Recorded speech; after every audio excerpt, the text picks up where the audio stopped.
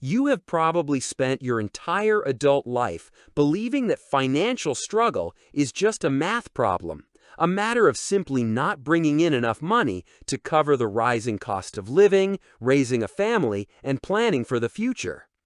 But what if the numbers in your bank account are actually just a reflection of something much deeper? What if the ancient texts of the Bible outlined the exact reasons why money always seems to slip through your fingers, long before modern credit cards and mortgages even existed? Today, we are going completely against the popular idea that you just need a better side hustle or a lottery win. The truth is, there are specific, deeply ingrained habits that the Bible explicitly warns will keep you in a cycle of lack. Stick with me, because at the end of our time together, I am going to give you a very specific, practical framework taken straight from ancient wisdom that you can use tonight to start reversing this cycle. Welcome to Principios Eternals, where we uncover how the timeless stories and teachings of the Bible hold the exact answers we need for our modern lives, our families, and our personal growth. If you are ready to stop struggling and start building a life of purpose and peace, take a moment right now to subscribe to the channel so we can take this journey together. It is easy to look at our bills and feel overwhelmed, believing that if we just had a little more income, everything would be fixed.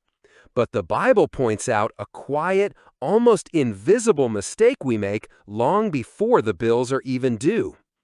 In the book of Proverbs, there is a fascinating observation that says, "The wise store up choice food and olive oil, but fools gulp theirs down."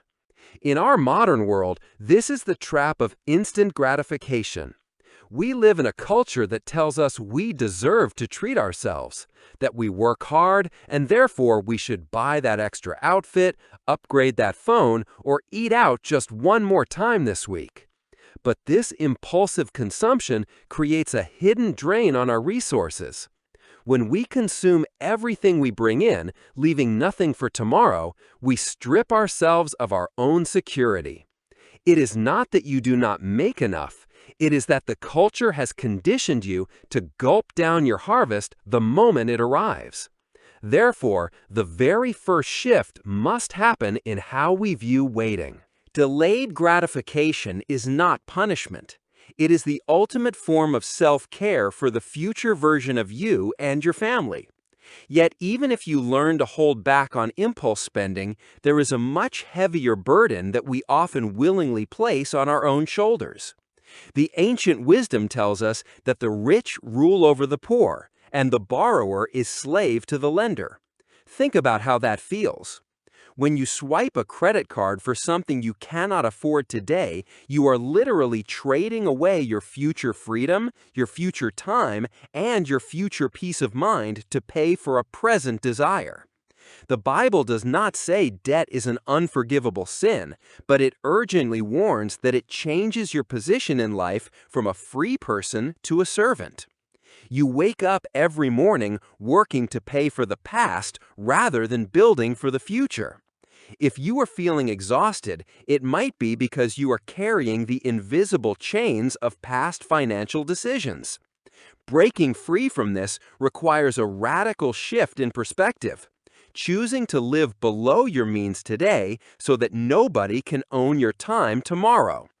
And just as you start making these internal changes, you might realize that the next major mistake keeping you stuck is actually sitting right next to you.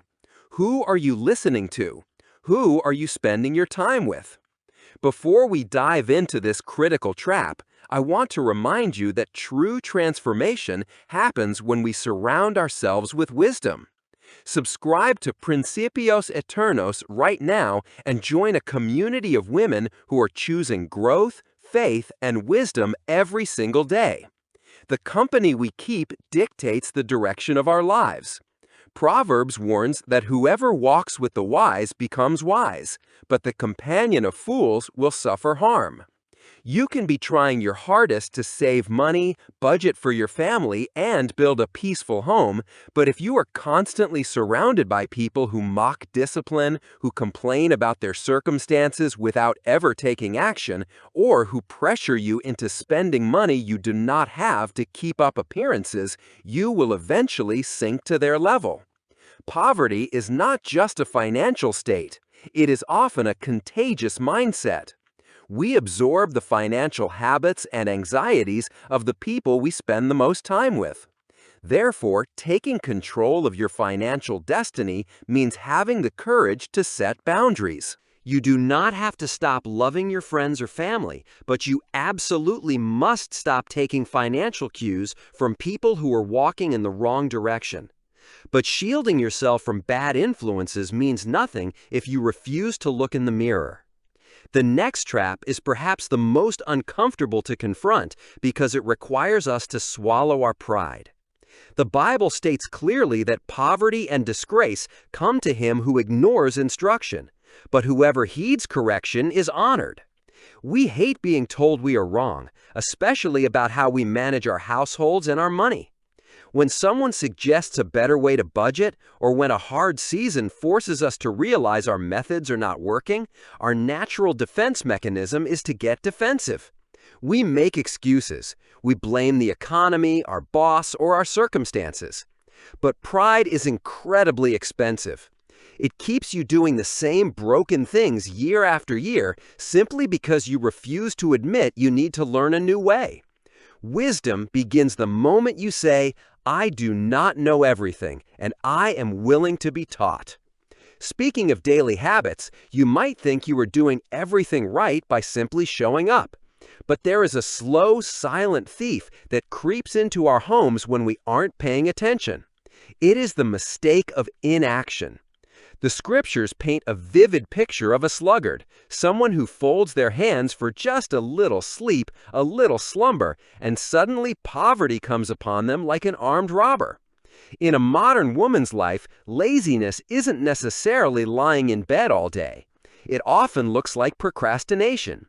It is knowing you need to sit down and look at your bank statements, but putting it off until next month. It is knowing you have a talent or a skill that could bring in extra income for your family, but letting fear or a desire for comfort stop you from taking the first step.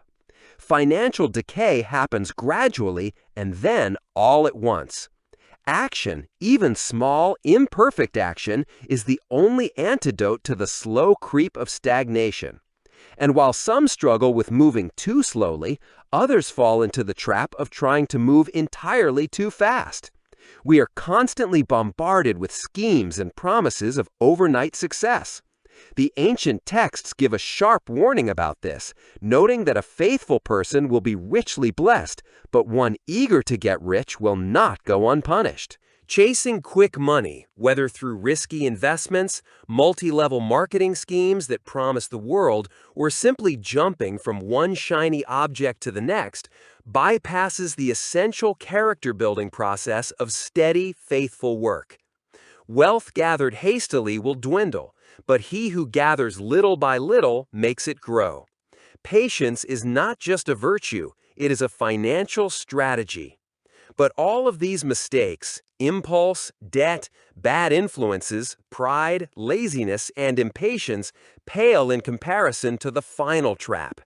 It is a mistake that defies all basic mathematical logic, yet it is the absolute core of biblical financial wisdom. You might think that holding on to every single penny with a tight fist is the only way to protect yourself. But Proverbs reveals a beautiful, counterintuitive truth. One person gives freely, yet gains even more. Another withholds unduly, but comes to poverty. This brings us to the deepest struggle we face. We hold on tightly because we are terrified there will not be enough. We operate from a mindset of deep scarcity, believing that if we give, we lose. But the biblical view of money is that it is like water. It is meant to flow. When you become a river instead of a stagnant pond, everything changes. Generosity breaks the power of money over your heart.